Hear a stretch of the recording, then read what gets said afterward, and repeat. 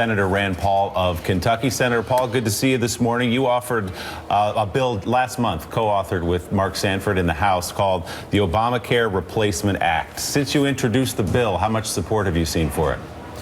You know, I think conservatives are coalescing around it, and I think there's not one idea in the bill. If you polled those ideas with the House Republicans or with the Senate Republicans, I think you'd find very little objection to any idea that I have in my bill.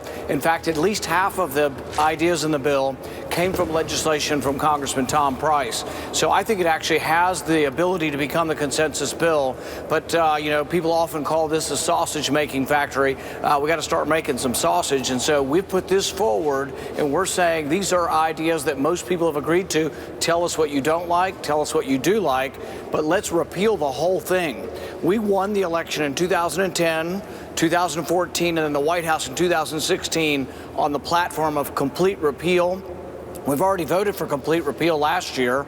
Let's do it again. Complete repeal, but let's replace it with something that will help the people who still need help. So, Senator, does your bill have pre-existing conditions covered as a federal guarantee? What it does is for 2 years you can sign up whether you've got a pre-existing condition or not. After that, if you want to have insurance, you got to keep it. And the reason you do that is that the insurance model doesn't work if you tell people, and this was the fatal flaw of Obamacare, if you can get insurance after you're sick, you will, and then you won't get it when you're healthy, and then the model fails and you get adverse selection, and insurance companies like Blue Cross Blue Shield of North Carolina lost $400 million in the individual market, and that will continue and get worse when the individual mandate's gone if you say people can still get insurance after they're sick. So you have to fix that. Doesn't sound, nobody's real excited, oh my goodness, we're taking away something, but the insurance model does not work as long as that's in the model, and we have to be honest with people. Senator Paul, hey, it's Robert Draper at the New York Times Magazine. My understanding is that part of your proposal is going to be paid for by cutting government spending. Are you going to be able to get Democrats on board with that? Anybody in the Senate? Well, let's be clear, there is no cost to my proposal unless you call reducing taxes a cost. So there is no expenditure from the federal government. It's not a federal government program, but we do let people keep more of their own money through tax deductions to save into their health savings accounts. If you call that a cost, yes, conservatives are willing to cut spending. Unfortunately, the talk in Washington usually is if you cut someone's taxes, you got to raise somebody else's taxes.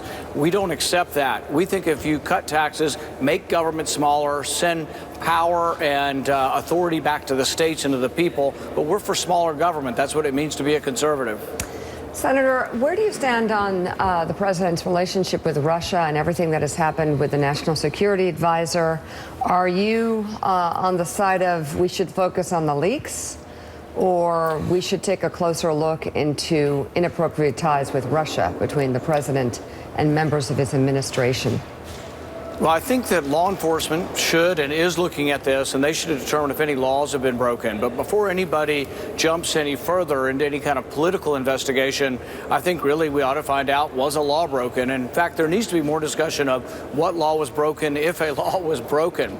But I will say now, that you're talking about with General Flynn talking to the Russian ambassador, right? Right, exactly. Right. And I agree. We've sort of jumped past that, haven't we? Where you have media outlets talking about potential law broken, and then legal experts saying, "Well, but nobody's ever been persecuted under the Logan Act." So that would be that would just be a good place to start, like the senator's saying.